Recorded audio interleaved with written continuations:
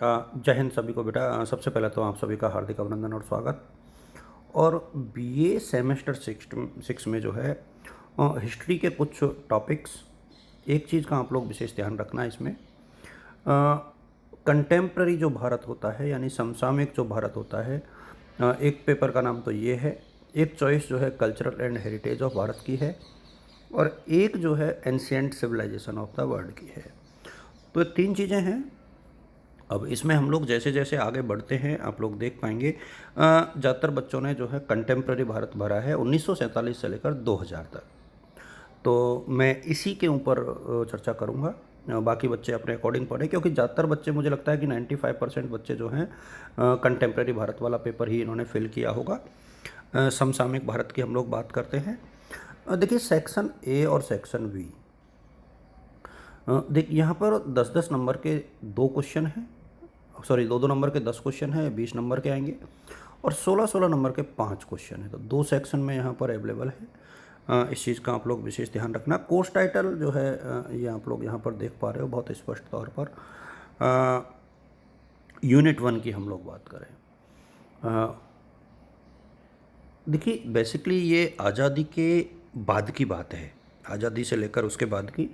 तो ये जो पेपर है इसकी किताबों में जब आप देखोगे तो काफ़ी चीज़ें आपको उतनी ठीक नहीं लगेगी, इसलिए आपको इस चीज़ का ध्यान रखना है। लीगेसी ऑफ फ्रीडम हिस्ट्री, मतलब कौन कौन सी उपलब्धियां या कौन कौन सी धरोहर है हमारी रही है स्वतंत्रता आंदोलन की। कौन से सामाजिक और सांस्कृतिक मूल्य हैं जो बहुत महत्वपूर्ण रहे हैं। उनमें नॉन वॉयलेंस यानी अहिंसा, राष्ट्रीय एकीकरण, सामाजिक समानता और वुमेन पार्टिसिपेशन, तो ये लीगेसी रही हमारी। और इसके अलावा एक क्वेश्चन जो बहुत इम्पोर्टेंट है वो है कि problem of displaced person and rehabilitation process. इसके ज़्यादा इम्पोर्टेंट सॉरी यहाँ पर बनेगा framing of Indian constitution, main features and main major amendments. ये ज़रूर आपके लिए बहुत महत्वपूर्ण रहेगा कि भारत का जो संविधान है वो कैसे बना, उसकी पूरी प्रोसेस और उसकी प्रमुख विशेषताएं और उसके कुछ महत्वपूर्ण जो है संशोधन। इसको लेकर के भी मैं एक वीडियो शायद बना दूंगा, क्योंकि ये तो बहुत महत्वपूर्ण टॉपिक है। ऊपर वाला पोर्शन आप लोग देख लेना। और एक क्वेश्चन यहाँ पर बन सकता है कि जो देसी रियासतें थी भारत की, वो किस प्रकार से भारत संघ में, भारत गणराज्य में, इंडियन डोमिनियन में उनको मिलाया गया, उनको शामिल किया गया, उससे संबंधित एक क्वेश्चन बनता है। सरदार पटेल की भूमिका उसमें महत्वपूर्ण रही, वो यहाँ से इम्पोर्टेंट बनता है।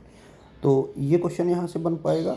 यूनिट सेकंड की हम लोग बात करें तो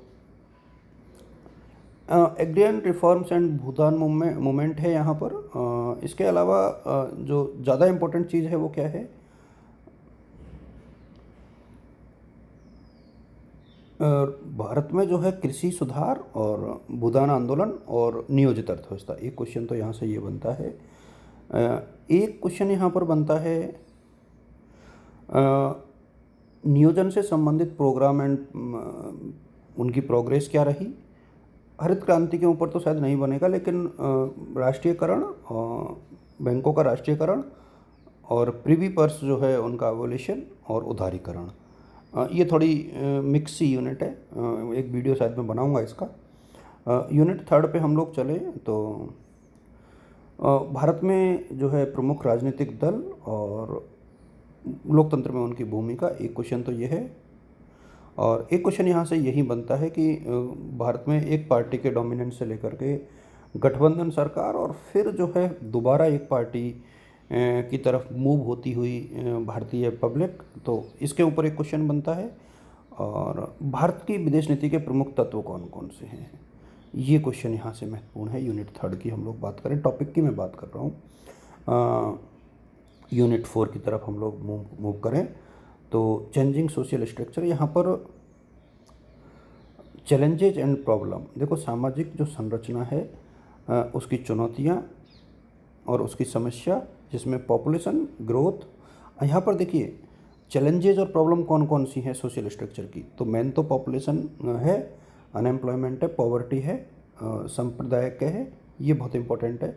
तो ये हमारी प्रमुख प्रॉब्लम है सामाजिक संरचना की, परिवर्तित सामाजिक संरचना की। और इसके अलावा जो है एक क्वेश्चन यहाँ पे बनता है कि सामाजिक जो आंदोलन है उसमें दलितों और महिलाओं की भूमिका।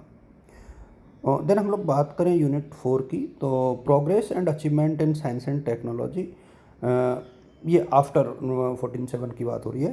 तो 1947 के बाद भारत में जो है विज्ञान और प्रौद्योगिकी के क्षेत्र में जो है क्या क्या प्रगति हुई, क्या क्या उपलब्धियां रही, ये क्वेश्चन बन सकता है।